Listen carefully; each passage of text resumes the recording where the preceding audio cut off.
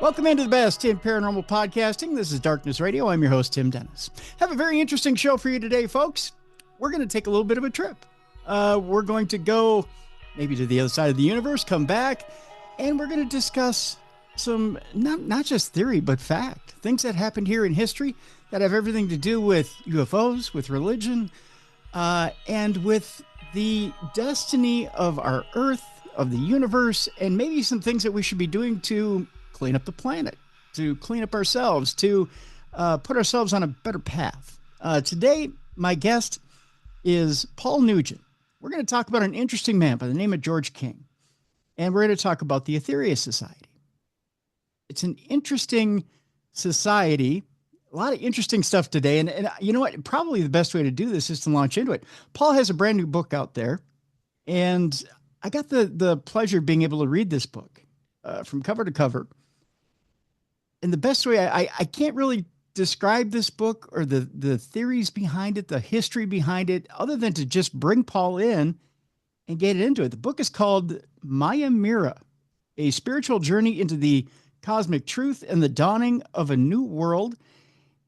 It's not only Paul's journey, but it's his journey of entering the Aetherius Society in England in the 1980s, later not only working with Dr. King, but getting to know Dr. King, being by his side, and getting to know this master of the Aetherius Society. And well, you know, let's bring in Paul and let's get his resume, and let's discover this together, because ladies and gentlemen, welcome into Darkness Radio, Paul Nugent. Paul, welcome into my apologies for lack of an introduction here, because I got to tell you, first of all, my friend, I'm very fascinated by the entire thing. And I'll tell you, just in the short amount of reading your book, I was kind of hit with the fire hose. I'm not going to lie here.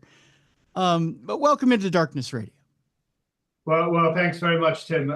And I hope that I can shed a bit of light into Darkness Radio. Beginning, actually, thank you so much for having me on your show. The title, it confuses a lot of people. It's actually Mire. Oh, Mire. Okay. It's Mire. It's a slight play on words. The first word, Maya, M-A-Y-A, is a Sanskrit word for illusion. And the second word is M-I-R-E, as in quagmire. And it's really to just sort of explain the quagmire of illusion that we exist in terms of what is truth, what is reality. Obviously, this is coming not just from my own perspective, but more importantly, the perspective of this man you mentioned, Dr. Drgeorgeking, who was a master of yoga, who founded the Aetherius Society, who was, we fully accept and understand, a medium for intelligences existing upon higher dimensions of other planets, particularly within our own solar system. That's how the Aetherius Society grew up. So Mire, anyway. Okay, well, thank you for straightening me out on that. Now, I want to talk a little bit about your background first. One of the things I find interesting about you is a distant relation to Shakespeare. Interestingly enough, how do you, first of all, how do you trace that back? Well, it's not me that traced it, but the Nugents are an old family. I had three ancestors who fought at the Battle of Hastings in 1066 for the Normans. Without deviating into Nugent family history, but 100 years after that, we actually then, dare I say, were part of the Norman invasion of Ireland. God bless the Irish. We were there for about the next 500-600 years. We were kicked out in 1690 as Catholics on the losing side at the Battle of the Boyne. But anyway, one of those Nugents, William Nugent, the younger brother of Christopher Nugent, who was the Baron of Delvin in County Westmeath, he was a writer. I really don't want to spend too much time on this, but I do take your point. It is interesting. And an Irish historian called Elizabeth Hickey back in I would imagine in the 1970s, came across his tombstone, which had this sort of coat of arms. So obviously you could recognize, okay, he's a nobleman. And she investigated it, and the more she was actually, you know, a scholarly woman. She was teaching something or other at Trinity College Dublin, and anyway, the more she discovered about this man William Nugent, the more she became convinced that she had discovered the true writer of the works of William Shakespeare, not just because of his own writings, but the people he'd known, where he'd traveled, where all the Shakespeare plays were set. Alongside his tombstone was the one of his wife, which was a woman called, the last name Millwood, I think. And that was a complete Romeo and Juliet story in itself. So anyway, she wrote a book called The Green Cockatrice, green cockatrice being the Nugent crest. And it is actually quite fascinating. You can't get, I went to visit her. Her real name was Elizabeth Hickey. She goes by the pen name of Basil Eysk, as in basilisk, which is another word for a cockatrice, as I say, which was the Nugent family crest. Mm-hmm. I visited her in 1984. She very kindly signed me a copy. I could go and get a copy of the book and show you, but because they're extremely rare. I think if you find one on Amazon, it's going to cost you the better part of $1,000. Wow. But yeah, but it is a fascinating story. He was a Nugent. There aren't many of us, and we all stem back from Normandy in northern France a century before the Battle of Hastings. So that's that aspect of it out the way, Tim. That's incredibly cool, though. I mean, you know, to be able to trace your lineage back to the. Well, yeah, as I say, it's not me or anyone that's done it, because when you're of those three ancestors who fought at the Battle of Hastings, one, I believe, led one of the divisions of William the Conqueror's army. So when you come in with,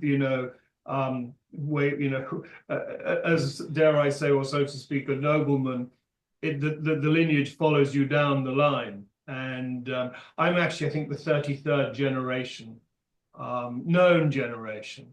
Wow. Of my branch anyway, but it goes all the way back to a chap called Avast de Belém in Normandy. So it followed us down rather than us having to go and dig it all up, which is rather nice, I suppose. That's incredible. That's incredibly fascinating. So, Paul, this brings us to, well, let's go a little bit further into your history here. You're growing up in England, and you've decided to, we'll go a little further into your history, a little, we won't go way back into your history, but you're deciding as you're growing up that you want to get involved in the church along with some friends, and you get into something called the Scrub Club, right? Yeah. Well, you said you did your research, Tim. Well, it wasn't so much my friends, it was more myself. Yes, I was, just to sort of give it context, I suppose, I was born in England in 1958. Mm-hmm. And in my early 20s, I was working in London in the wine trade, and it just sort of hit me quite hard that here I am, a young man in London, setting out on my career, so to speak, my future life, and I have to say that it all seemed a bit flat and a bit empty. I just sort of intuitively sensed, well, there's got to be something more to this experience of life than just, getting on with your career and finding a girlfriend and getting married and having children and the mortgage. And it just sort of hit me very hard. And so, as I say, intuitively, I just sensed that there had to be more to this experience of life. I didn't know what to do. But having been raised in the Anglican Church, I read the four Gospels, and I inherently sort of knew that, yes, this is how we should be living. It had a very, powerful impact upon me at that time. So I then began to attend a church. I didn't know where else to go. So actually I went to Westminster Abbey, interesting, which is a Norman church, Mhm. abbey, I mean, with tremendous history in it.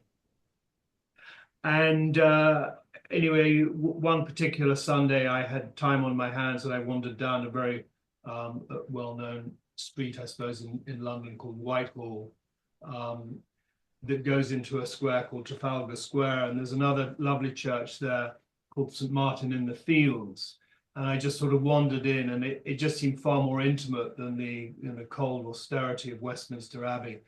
And so I stayed there for the service, and they announced at the end, if anybody wants to come and help out in the Scrub Club, they'd be welcome. And don't think it was that same Sunday, but within a few weeks, I joined the Scrub Club because the church, St. Martin in the Fields, was a refuge for homeless people in London. And so I did from time to time gather a few friends to come and help give the church a thoroughly good clean. And I remember one of those friends, because he was expecting just to sort of dust a few pews. And he said it's more like cleaning up after a football match because, you've got cider bottles and newspapers and cigarette ends from all these homeless people. But anyway, that's occasionally I would get a few friends to help out. Yeah. So you go from being in the church in the Scrub Club to finding the Aetherius Society. Connect those dots for our audience, and how is it you happen upon the Aetherius Society there in England? How do you happen upon them? Well, the Aetherius Society was founded in England, in a part of London, the headquarters. It was in a place called Fulham, which is where I was working in southwest London. As I mentioned, I was working in the wine trade. My boss was a wonderful mentor. He was also, I would say, a deeply spiritual man, highly intelligent man. And he was studying Eastern philosophy at a school in London. And he introduced me to that school.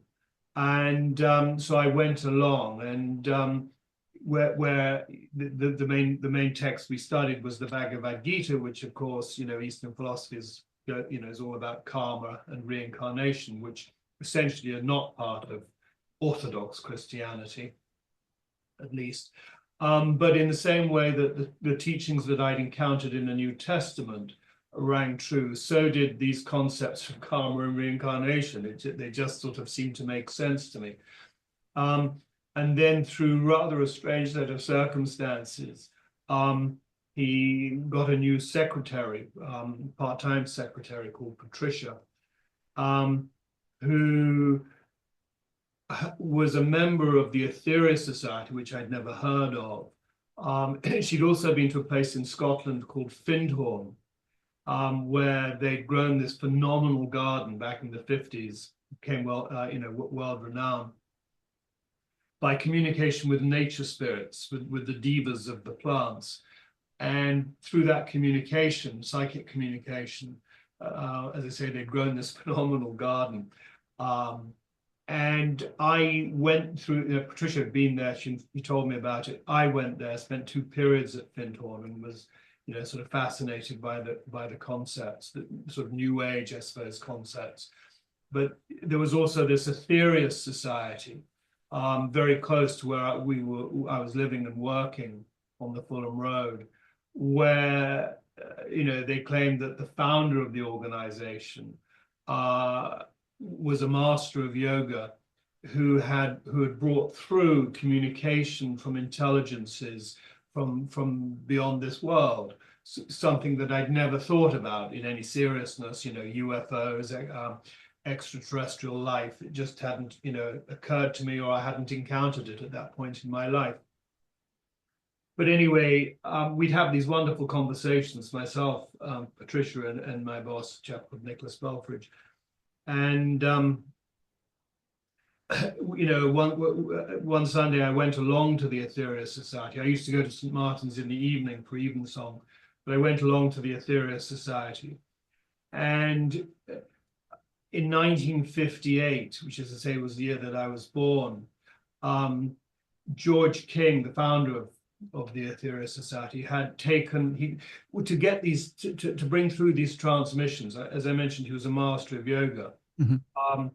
He would enter what is called a positive yogic samadhic trance. There was nothing haphazard about this. I mean, he had spent 10 years back coming out of the Second World War, in which he was a conscientious objector, but served in the Fire Brigade during the Blitz.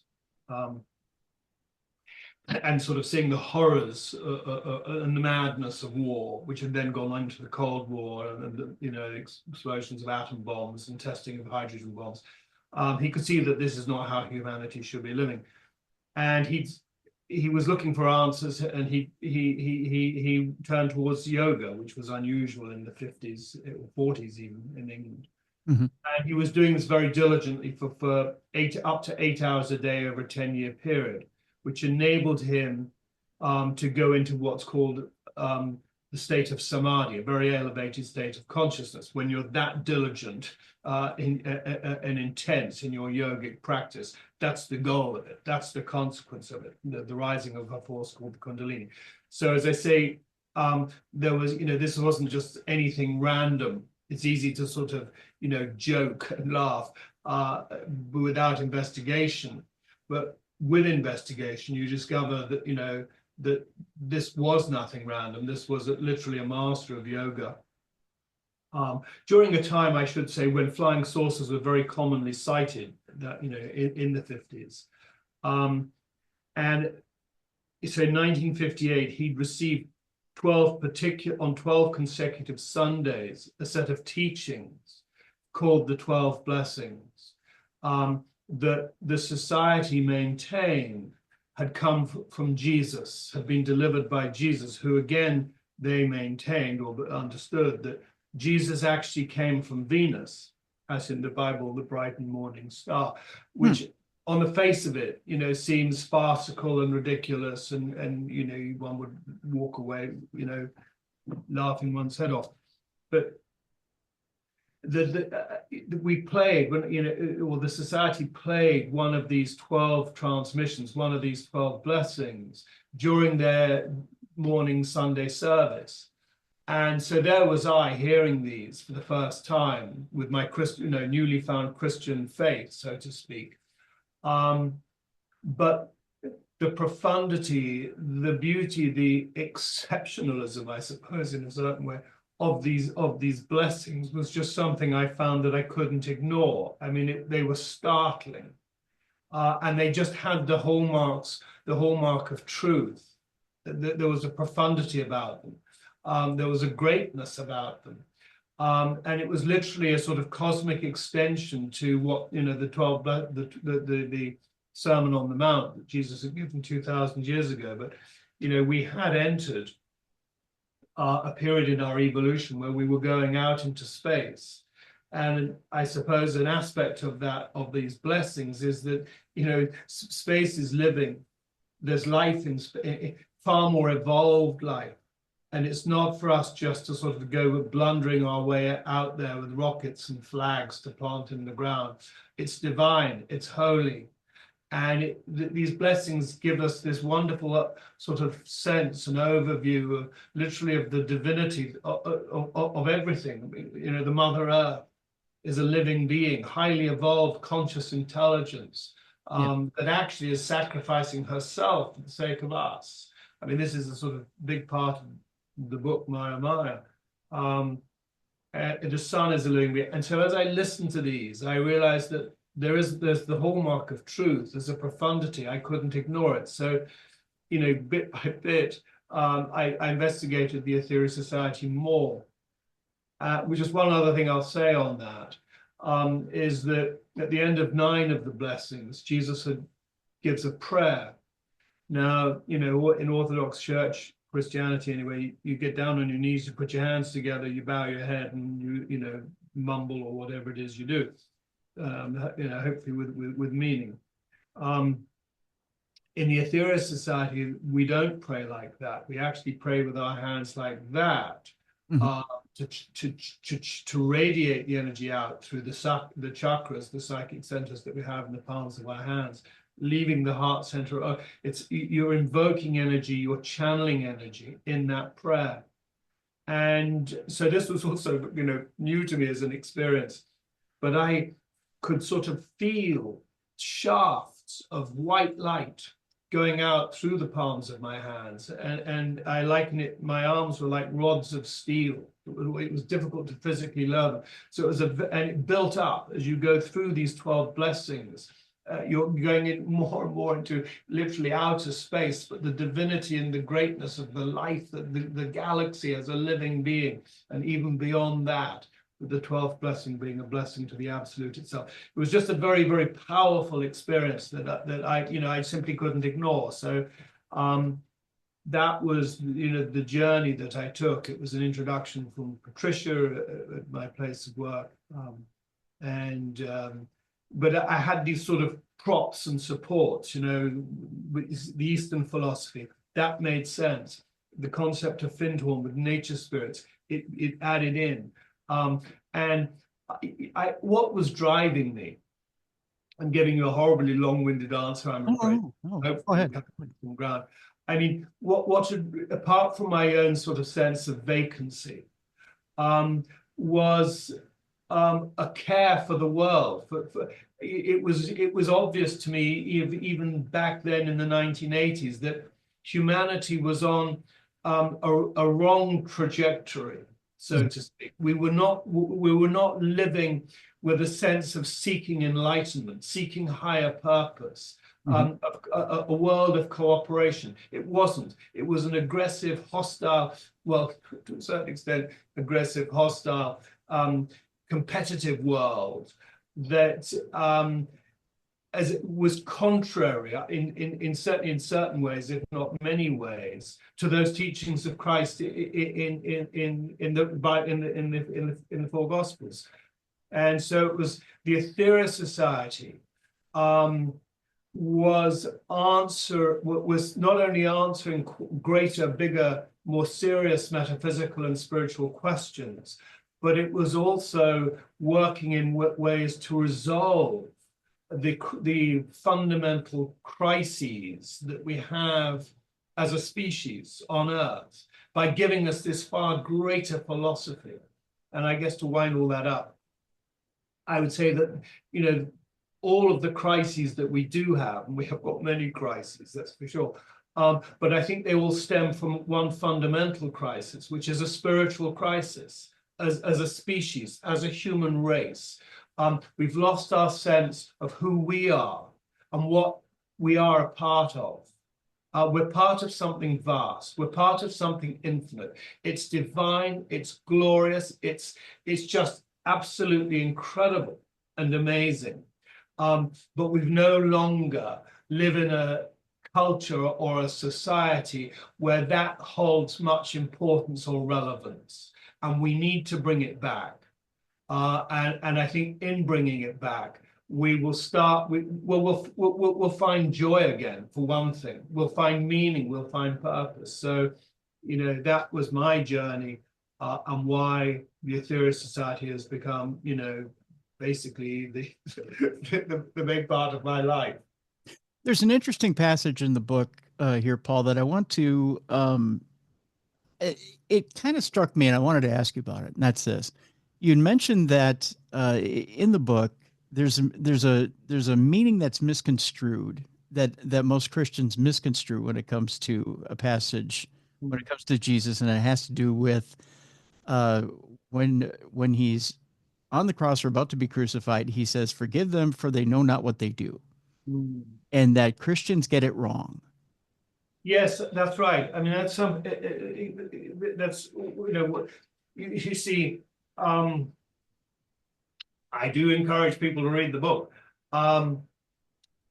That you essentially, unquestionably, there are forces for good. These cosmic masters who communicated through Georgeking, so-called in a mythological sense, we might have referred to them as angels. But we're on this evolutionary journey. Every single one of us, all of creation, actually, it's not just human beings.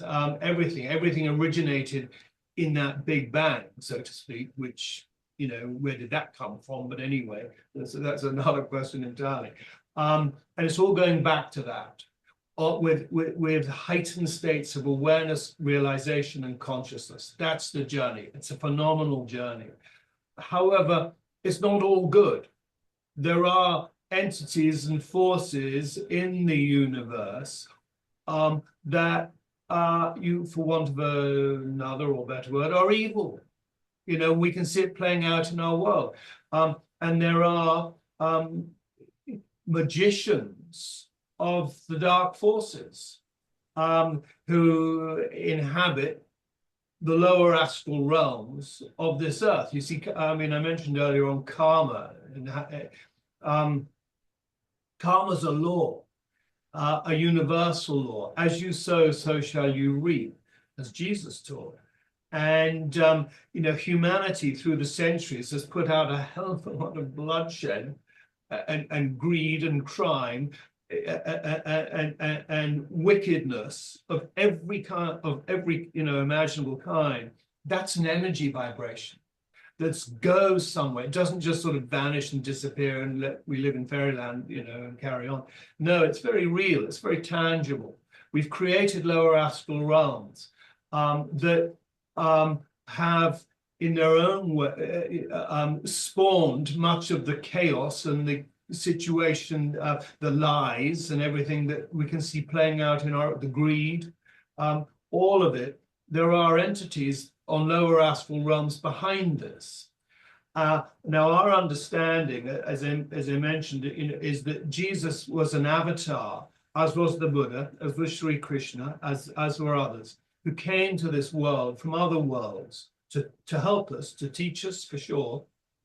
In Jesus's case, to perform a great karmic manipulation, kind of wrongly understood, misconstrued, that he came to take away the sins of the world.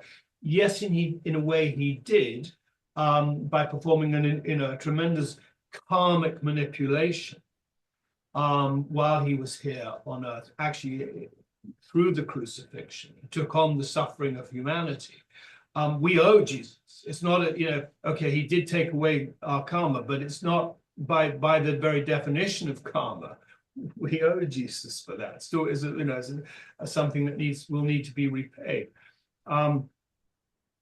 But in terms of Jesus saying, forgive them, he was referring to forgive them, the mob, the rabble that was all worked up and saying, crucify him, crucify him, crucify him. Forgive them, for they, the rabble, know not what they, these dark magicians on the lower astral realms, do. And it was them who that Jesus was really fighting. The rabble got caught up in it. And so that is at least the understanding that Dr. King put out. And when you see the whole thing in this broader context, I mean, in many ways, what we've got going on here on Earth is Middle Earth, as in Lord of the Rings. There's a tremendous sort of, truth or profundity in that. Yes, there are forces for good. We refer to them as cosmic masters. We're here somewhat in the middle to become conscious of our existence and of our divinity, and that in the sense where everything matters, our thoughts matter, our actions matter, our feelings, but everything matters. There's a consequence to everything. We are caught up I'll call it a game. It isn't really a game. It's life. And there are these lower entities that we can see it. We can see it in the wars that we've still got, the hatred, the viciousness, the criminality of drugs and so much else. Corporate greed. There's an energy, dare I say, Tim, a darkness that's behind it, and it's playing out on this earth, and it's getting more critical. It's entering, I would say it's entered the final stages. Very much so. Yeah, very much so. That brings about our next subject, which we'll tackle after the break, and that is bringing about the Ascended Master, George King, and his communication with, well, lack of a better term, aliens. Yes. And how aliens come into all of this. We'll tackle that when we come back, and exactly when the Master George King started speaking with aliens, how these aliens and Ascended Masters come in, who they are exactly, and what exactly they want or how exactly they help us. So we'll talk about that when we come back. My guest is the Reverend Paul Nugent. The name of the the name of the book is Mire, as I've been corrected, A Spiritual Journey into Cosmic Truth and the Dawning of a New World. I have a link in the description of this program, so you can go get that book. And when we come back, we'll talk a little bit about these aliens, these masters, and exactly how we clean up the planet. That's coming up next with my guest, the Reverend Paul Nugent, right here on the best in paranormal podcasting. This is Darkness Radio.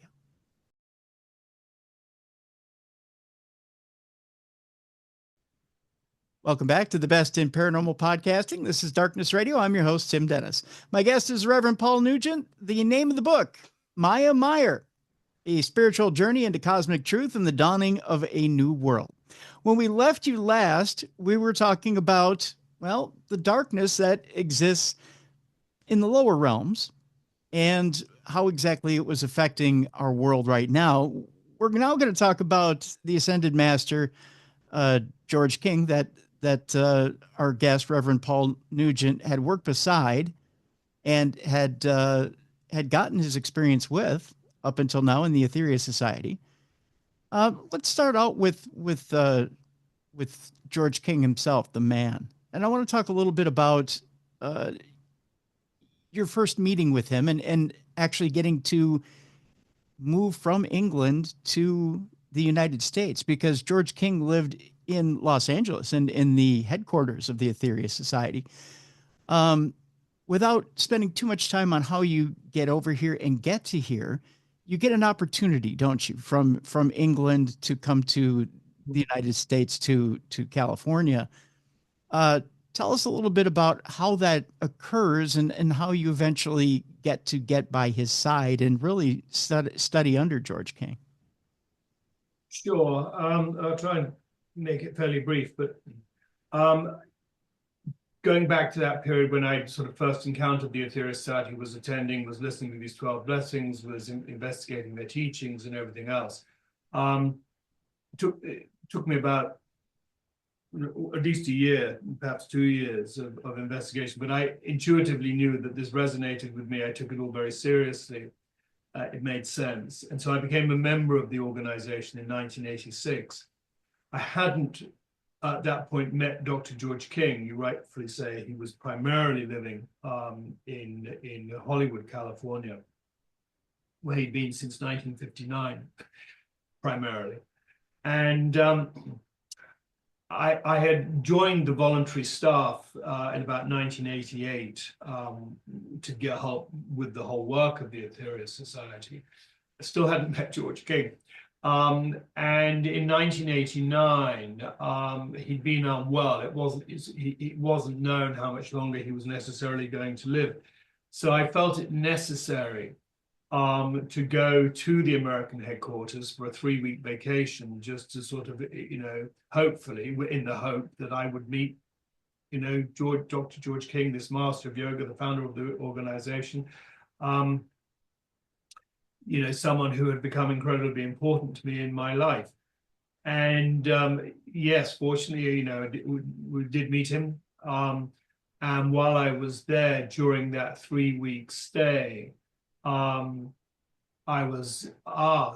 question was put to me, Paul, would you like to move here and become a full-time employee at the American headquarters?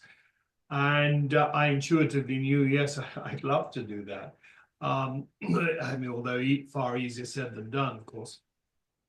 I then went back to England with that thought having been presented to me. It got slightly complicated because Nick, my wonderful boss in England, where I've been now for about 8 years working for the company, invited me to become a director of the firm. which, ordinarily I would have leapt at. But I knew instinctively that it was this spiritual calling that was more important to me in my life, and that I'd been made potentially this other offer. It wasn't confirmed or anything, but it had been presented as a possible opportunity. Anyway, long story short, I turned down Nick's offer, very, very kind, generous offer, because it did become a reality of moving to the United States, albeit just for 1 year. I had to come in on a visa, of course, training visa, which is good for 1 year. And so came over the following year in 1990. Yes, I visited for 3 weeks in 89.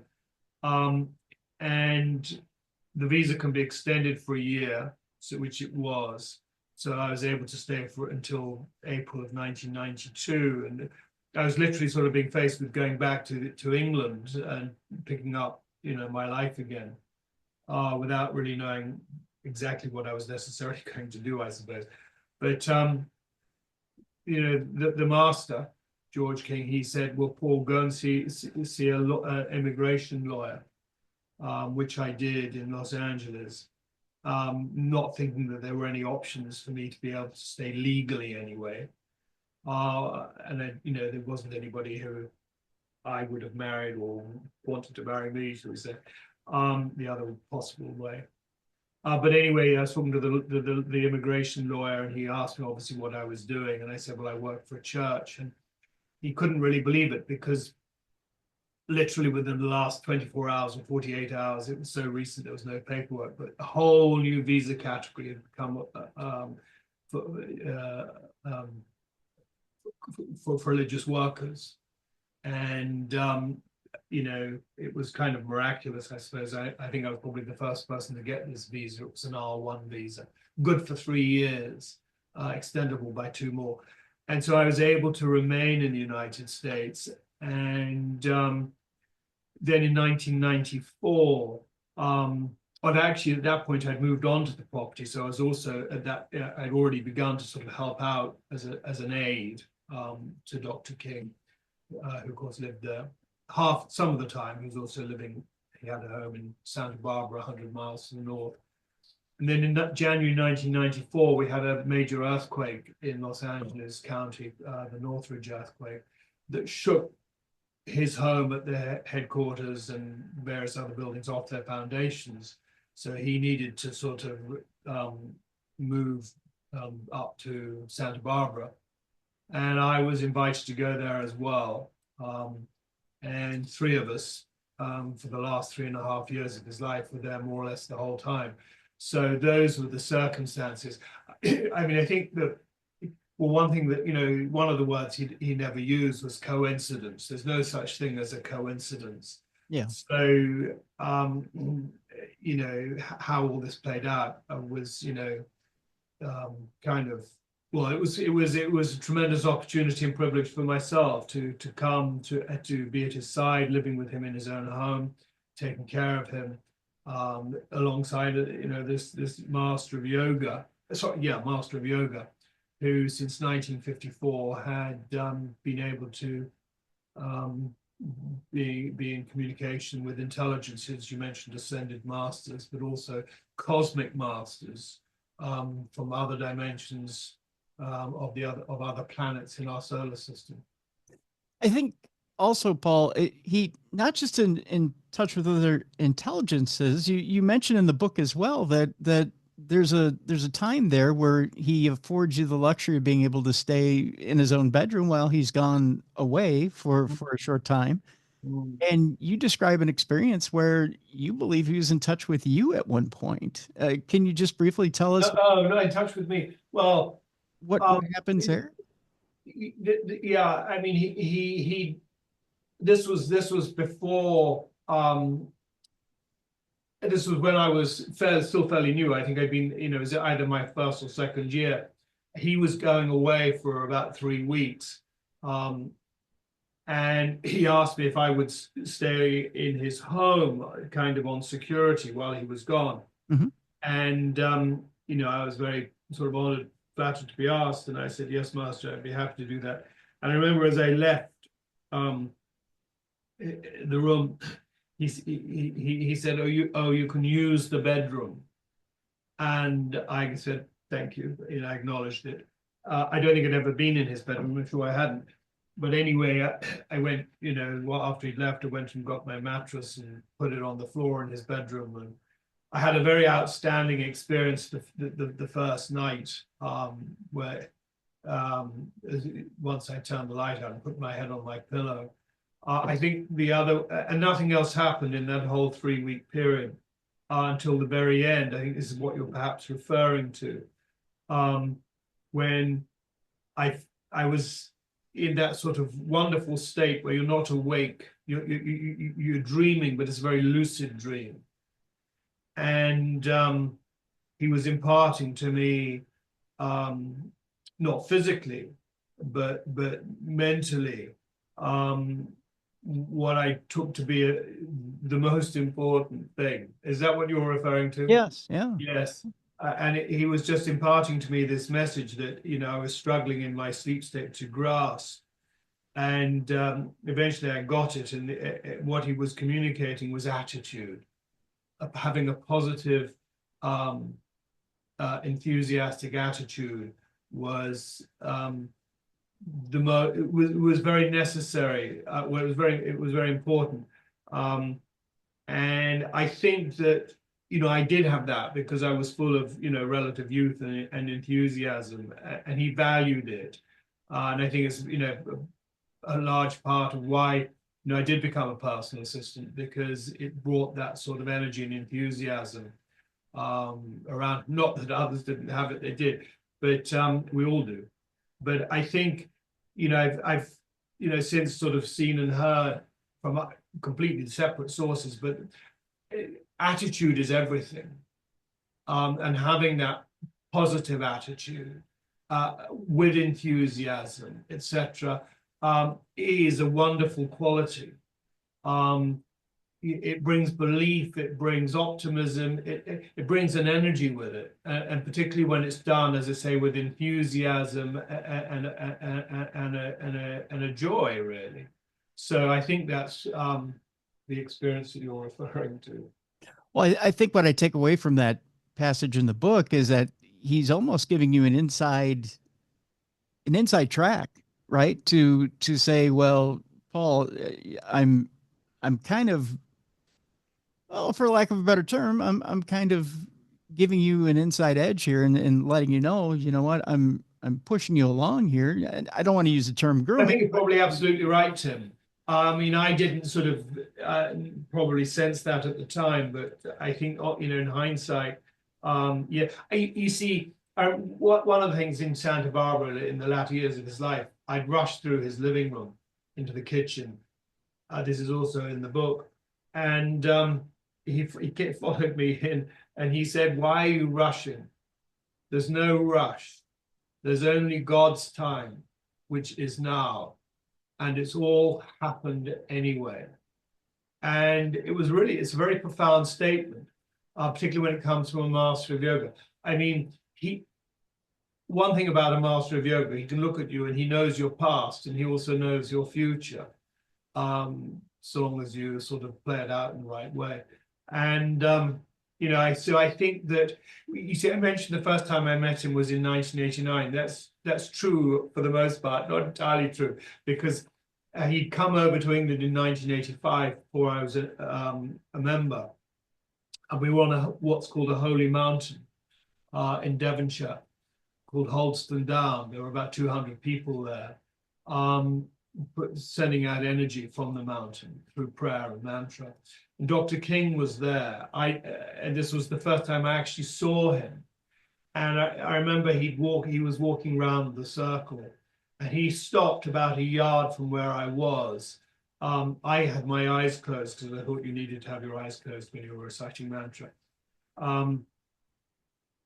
And it's quite possible, I mean, that he knew that young man will become, will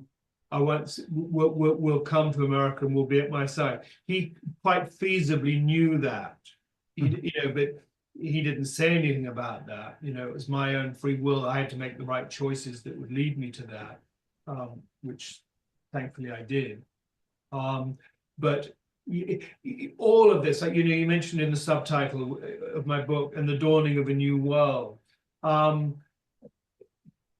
master of that category, if you like, is able to look into the future. We are coming into a new world. That's a greater cosmic reality. A new world is being born. We're seeing a lot of the chaos, etc., that we're seeing on a symptoms of that. There is a quickening. There is a quickening going on. It's not just the sort of madness of humanity. It's a cosmic frequency vibration coming from the Mother Earth that is a bigger part of this change, and not just coming from the Mother Earth, but coming from the whole solar system, even the whole galactic system. The whole of creation is speeding up anyway. I mean, it's fascinating when you get into it. So he knows rather, that there is a new world coming. What humans need to do is to become aware and conscious of that, and start to orientate their lives in the realization of that. You mentioned, you know, earlier on about cleaning up this world. We've made a horrible mess of this, of this earth, actually, in many ways. I mean, we just plunder, we take, we pollute. We've got no consciousness outside of indigenous people, to a large extent, of the sacredness of this Mother Earth. And again, just sort of tying into the whole story that I relate in Mire, we're not here by chance. We came here from a planet we destroyed over 18 million years ago, Maldek. All that remains of Maldek is the asteroid belt. So, which to us sounds like a long time. Well, it is a long time. We've been through two civilizations in between, Lemuria and Atlantis, both of which were destroyed through the misuse of atomic power, hence why flying saucers were so commonly seen in the 50s and 60s, because we'd gone nuts again, testing atom bombs and later hydrogen bombs, and we were going down the same road. We still are on the brink. I won't say on the brink, but have the potential to destroy ourselves again. This is you know, the history of the human race. As I mentioned earlier on, we've forgotten our true place and our true divinity, and what the whole thing is really all about. We've gone down a horrible cul-de-sac, and we need to come out of it. And we are coming out of it. And cosmic masters from beyond are helping us to come out of it. Yeah.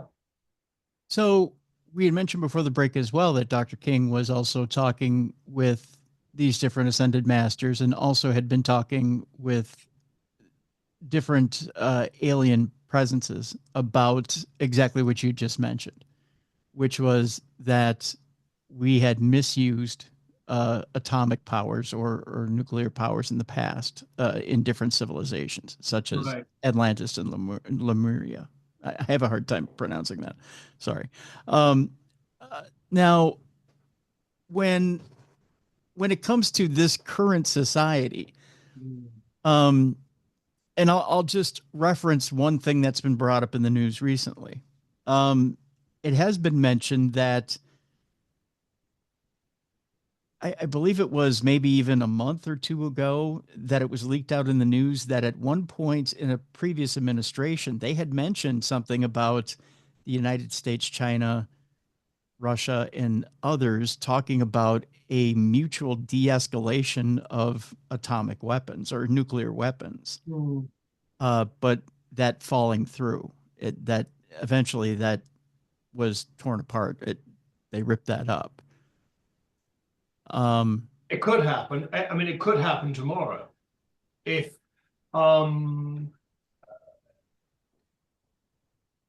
you see another transmission or communication that Dr. King received back in 1958 was about the coming of the next master. and the transmission is essentially was, there will shortly come another among you. He will stand tall among men with a shining countenance. I'm missing a bit. He will approach the earth leaders.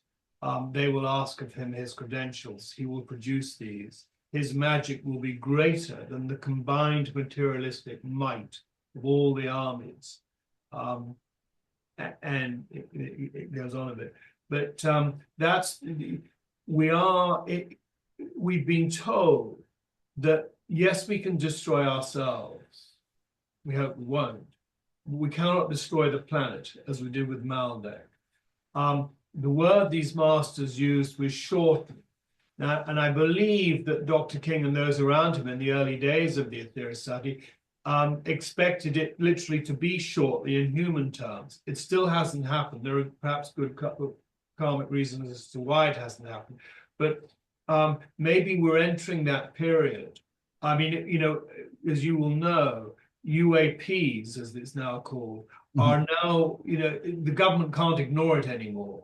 They're having to address it because military personnel and others are having these experiences, and, you know, they can't keep the lid on it any longer. It's something that's got to, that they can't figure out. They can't figure out these drones, I mean, that are going you know, over New Jersey and elsewhere. But are we entering a period where we are going to be forced, and the cosmic masters don't use force at all. The word they would rather use would be inspired. And so it's very delicate and it's very difficult, and it's all, you know, within the karmic law, if you like. But are we entering a period where there will be more and more obvious manifestations of that clearly is not human, that begins to awaken humanity in a profound way, in a truly soulful way, where we literally see the tragedy of the world that we've created and are living in, the suffering, the degradation, the ignorance, the poverty, all of these things, the crime, the drugs, I mean, and let alone what we're doing to the natural world. And out of that, I mean, it'd be wonderful to think, I'm not saying that's going to happen, I'd say it's probably unlikely, but it could happen, where, you know, and we see these nuclear arsenals that we've got. Who are we trying to kill? Who are we trying to kill, and why? You know, just sort of see the shame and the madness that we've become. That could happen. And I think personally that it will take something outside of ourselves, in other words, extraterrestrial, to make that happen.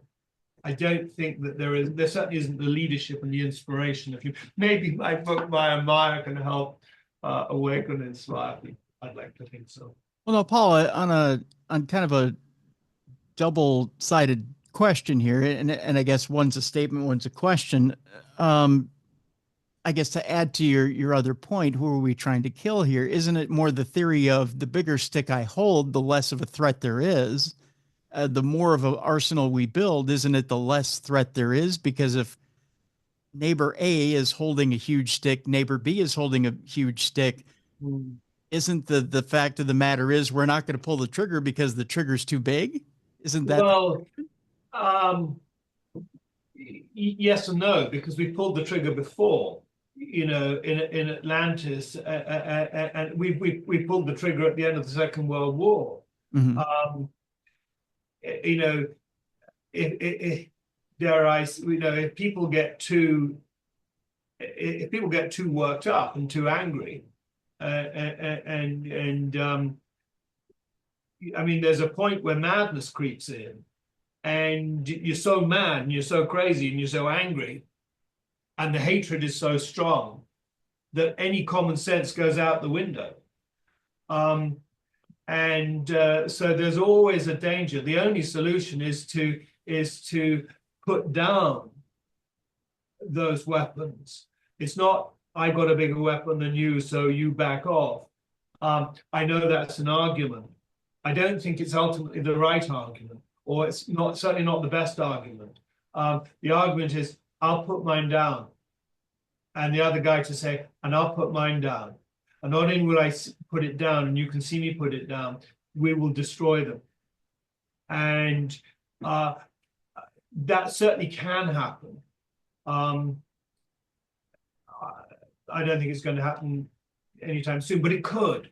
It could. I mean, we are, people, humanity is living in such a delicate, dangerous time. And it takes an awakening. I think what humanity needs is a collective weep. We all need to weep. We need to weep at the tragedy and the shame and of what we've become and what we've created. We are literally, in the correct sense, our brother's keeper. But we're not that nice to our brother, you know, beyond, and it's got nothing to do with color of skin or class or, you know, origin or anything.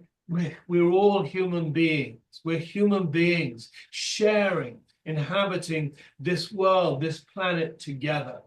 You know, that's been a very big part of the cosmic message that was delivered through Dr. Georgeking.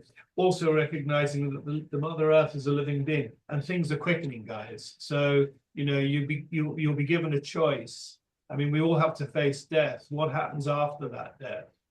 Where are we going? Are we going to be able to stay here or go elsewhere? The other part of that question was this, and that's, you know, we get reports from time to time of extraterrestrials de-arming, like saying going to a nuclear facility. Yeah, nuclear facility, disarming certain missiles and silos, but doing it piecemeal. So they'll show up, disarm for a brief amount of time, 10 missiles or so, and then doing it temporarily. Yeah, just to show a show of. They have far, as I mentioned in that transmission about, you know, his magic will be greater than the combined materialistic might of all the armies. They certainly have that potential, that capability. And it's been shown time and time again. A lot of it obviously is classified, but you know, thankfully at least it's now beginning to come out more and more. Is that just a show of force? Just to say this is just a reminder? Well, not force is an interesting word. Capability. Okay. Capability. We won't be able to activate those weapons or any weapons. Yeah. So here's the next question then. Obviously, the U.S. and other nations are now implementing AI directed weapons. That we're going towards a newer, heavier type combat where we don't have to necessarily go into battle ourselves. Humans don't have to engage humans. Yeah. So it's machines fighting machines. Is that any better?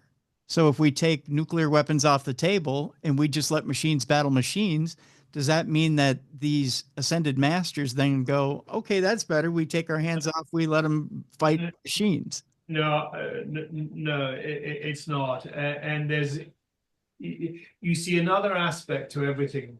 This comes back to Findhorn. Or not just Findhorn. I mean, knowledge of the Devic kingdom, the nature spirits, goes back, you know, as far back as religious texts go. Texts in the plural is always a hard word to say, but there is this Devic, these nature spirits that are affected by all our actions, all our thoughts. I mean, our understanding is that, you know, extreme weather, hurricanes, etc., are exacerbated by the thought, the energy, the mental energy, the emotion, the aggressive emotion that goes out there. You know, everything is this energy, has a frequency to it. It doesn't just vanish and disappear. And it goes to this this devic kingdom, these devic forces, they are obligated to you. That's the energy we're giving them. So even if you've got a sort of sci-fi AI warfare being played out, there's still an energy that's connected to it that goes into that devic, the etheric world, if you like, that is, toxic, polluting, because the creation is about one thing, Tim. That's love. It's all about love. That's the energy of the universe, the energy of God, if you like. That's the energy. And we can all tap into it. We can all relate to it. And it's that energy that humanity needs to awaken within ourselves and allow that to play out. That is what is going to save the human race. A conscious realization that is what is what the whole thing is really all about. That's the magic. And it takes bravery. It takes a bravery to be able to sort of not only recognize that, but it takes bravery to tell the truth very often. Because the one man's truth is going to not be good or necessary for somebody else. And so it takes a break, because we've all got a conscience. We all have this thing called conscience. Mm-hmm. And that's the gist of it. We need to heed our conscience. We need to get in touch with it and listen to it. And as I said, that takes a bravery. But what's behind it is love. And when one activates that experience, those feelings, those thoughts, it leads to service. You want to help. And coming back to what the Aetherius Society is all about, that's what the Aetherius Society is all about on a planetary scale, in cooperation with far more evolved beings than ourselves, operating from other worlds. So as we get close to closing here, let me ask you this then, Paul. How do you get people out of their technological devices, out of their self-absorbed lives, where literally in a busy life where they're focused on one thing, and that's getting from paycheck to paycheck, from day to day, from their regular activities to a life of service? Well, it's hard, Tim, but one way is having guys like you with radio shows like this, and guys like me with books like this, to have a conversation like this that other people can hear, and in the hope that it actually makes some sense. And so it's one thing I've learned, and particularly learned with the promotion of this book. It's not easy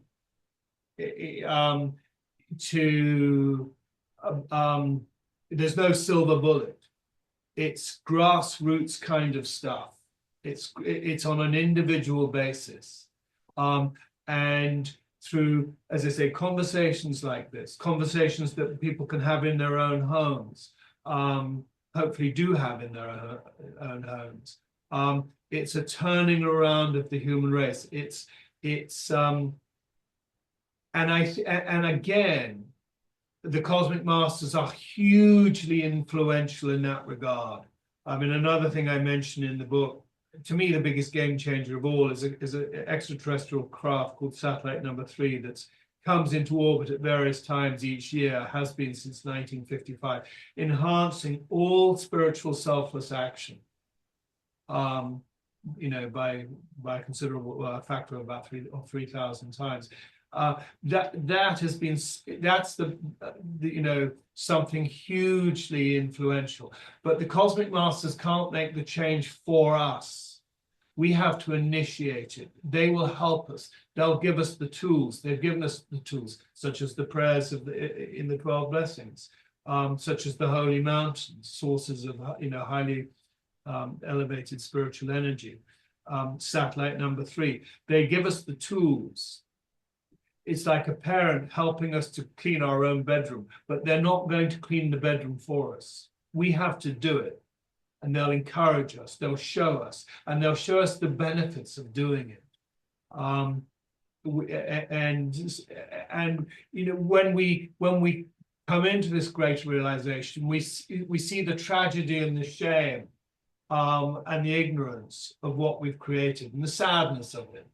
You know, the sadness of it. It's sad, but at the same time, it's real and it's profound and it's true and it's glorious. And that's the conundrum in which we currently exist. I guess in closing here, Paul, let me ask you this question. You've got governments like the U.S. government who are stepping forward, and they're asking the general public to come forward and do whatever they can to help with things like testifying in front of them in different hearings, and they're looking for whistleblowers and information and whatnot. And I don't want to call it full-blown disclosure, because it's not. I think between you and I, let's not insult each other's intelligence. But if Dr. King were alive today, do you think he would step up and want to testify in front of one of these committees? Or do you think he would kind of get a good chuckle at it all and sit back and let it unfold? Yeah, he certainly in his younger years, he would go if he was asked, and he would be very direct. He wouldn't be. There was nothing harsh about him, but he would be very direct. The problem, you see, that the Aetherius Society historically has had, and to a large extent, I unfortunately still has, is that you've got the spiritual people, and you've got the UFO people, and the spiritual people have a problem with anything extraterrestrial, and the UFO people tend to sort of have historically have had, you know, problems when you relate it in a spiritual context. The Aetherius Society embraces them both. As I say, you know, we believe that Jesus came from Venus. What was the Star of Bethlehem? We know it wasn't a star. We recognize that we're on an evolutionary journey, but it's a spiritual journey. And so, you know, Dr. King certainly would go if asked, but he wouldn't mince his words. And, you know, I mean, he unfortunately, he was, to a very large extent, well, he was certainly ignored and somewhat ridiculed, but he stood on truth. He stood on truth, and the Aetherius Society stands on truth. And at the end of the day, there's nothing else to stand on. But, you know, truth sometimes can be difficult for people to accept. All right. All right. Reverend Paul Nugent's been my guest. The book is Mire, A Spiritual Journey into Cosmic Truth and the Dawning of a New World. We have a link in the description of this program. Reverend, I want to thank you so much for being on the program today. Well, I want to thank you, Tim. I really enjoyed it. Thank you. As did I. Folks, I want to remind you two things before we leave you today. One, a couple of prayers I want you to send out this weekend before we leave you. One, you might have watched the Vikings game this weekend. You might have seen Justin Jefferson send out a little prayer to Randy Moss, who's suffering with, I believe, liver and pancreatic cancer right now. So send your prayers out to Randy Moss. Two, our good friend Chip Coffey right now is being transferred from a hospital to a aftercare facility. He's having some issues right now with some breathing and viral issues. We want him home for Christmas. So send your prayers and thoughts out to Chip Coffey. Let's get him healthy for Christmas and get him home with his fur babies for Christmas. We love you, Chip. Let's get you home for Christmas. Our prayers, thoughts, and love go out to you as well, Chip. So everybody have a great weekend. Be a light in someone's darkness this weekend. We'll see you next week for more and the best in paranormal podcasting. This has been Darkness Radio. For more audio and video archives of the show, intriguing content, and cool swag, check out darknessradioshow.com. Thank you for watching. And remember, Santa Claus is also watching this weekend, so you'd better be good for goodness sakes. and be a light in someone's darkness. See you next week with all new shows.